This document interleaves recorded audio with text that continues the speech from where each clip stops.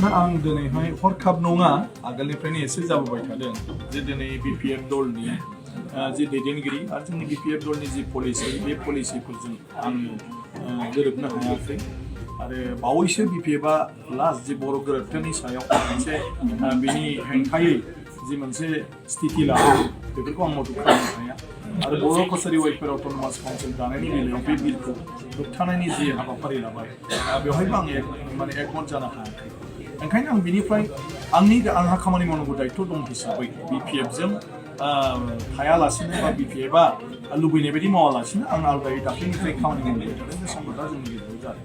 आं सानो दिनैनि दिनाव BPFआ बेबायदि जेन'बा मा होनो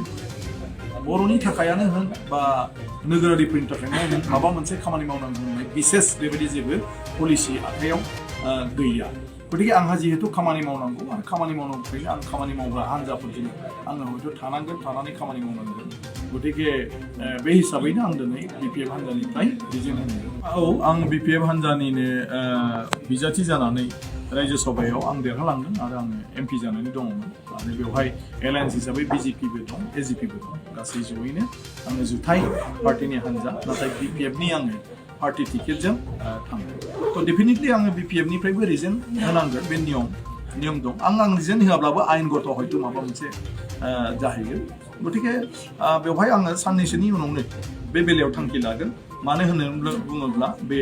पिपल रिप्रेजेन्टेटिभ एक्ट मथे बेवहाय माखासे प्रसिडिउर दं जे मोनसे हान्जाखौ नागारोब्ला आरो बबेबा मोनसे हान्जायाव हाबोब्ला आयेन खान्थिया मा बुङो गतिके बे मथेनो आं थांगोन आयेननि मथेनो आरो ओंखायनो आं BPFल' नङा आङो माने मा होनो MP हिसाबैबो आङो माबागोन रिजेन होगोन आंहा बेबायदि उनाव मा जायो मा जाया बे आंनि सायाव जाया बे जाहैबाय आं जाय पार्टियाव थागोन बे पार्टिनि दैदेनगिरिफोर बिसोर मायाव दोननानै आंखौ खामानि मावहोयो बे बिथांमोननिसो बाथ्रा गतिके आंनि लुबैनाय बायदि खुनु जानाय नङा आं सानो जे BJPआनो देरहागोन मानो BJPआनो देरहागोन जे दिनैहाय माने BPFनि आखायाव जेफोर माने नोगोरारिफोरनि थाखाय खामानि मावनांगौनि बेलायाव हाबाफारि दं बेवहाय बेबायदि बिदि मख'जाथाव जेबो गैया नाथाय BJP हान्जाया दिनैनि दिनाव जिखिनि हाबाफारि लादों माने मानगोनां नरेन्द्र मदि बिथांनिफ्राय जुरिनानै जोंनि रायजो सरकारावबो गोबां बेफोरबायदि माखासे जोंखौ बेक्तिगत जिबनावबो माने दावखोलांहोनायनि स्किमफोर दं आसनिफोर दं गतिके बे आसनिफ्रा जोंनि BTCआव थानाय गोग्लैसोनाय गोरिब मानसिफोरनिफ्राय आरम्भ खालामनानै खामानि गैयै मानसिफोर आबादारिफोर बयनिबो थाखाय माने गोबां माने मदद जानाय बे आसनिफोर थ' बे आसनिफोरखौ प्रपारलि मावफुंनो थाखाय दिनै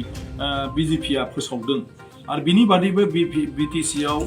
माने BPFनि माने मावबाय थानाय समाव माखासे जेफोर माने मा होनो माखासे इस्युफोर ओंखारदों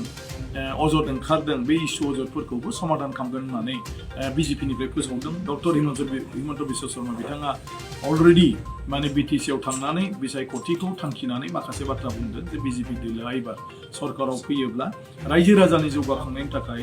भारत सरकारा जिफोर आसनि लादों बे आसनिखौ BTC ओनसोलावबो प्रपारलि इमप्लिमेन्ट खालामगोन ओमफ्राय बर' अनाबरखौ लानानै हा हुनि मोन्थायखौ लानानै जेफोर जेंना जादों बेखौ दानसेसो 15 दिन बा दानसेसोनि गेजेरावनो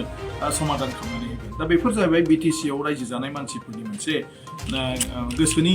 बाथ्रा गतिके बेफोरखौ जेब्ला BJPआ दायित्व लाबाय आं सानो BTCनि गोबां रायजो राजायानो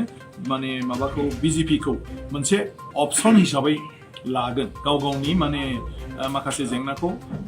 फोसाबनानै लानायनि आरो दावगालांनायनि माखासे हाबाफारि बा माखासे खामानि बेफोरखौ लानानै आं सानो जे BTCनि रायजो राजाफ्रा BJPआ दिनैनि दिनाव जेफोर बाथ्रा बुंदों बे बाथ्राफोरखौ बयबो साबजानाय मोनगोन मोजां मोनगोन आरो सापर्ट खालामगोन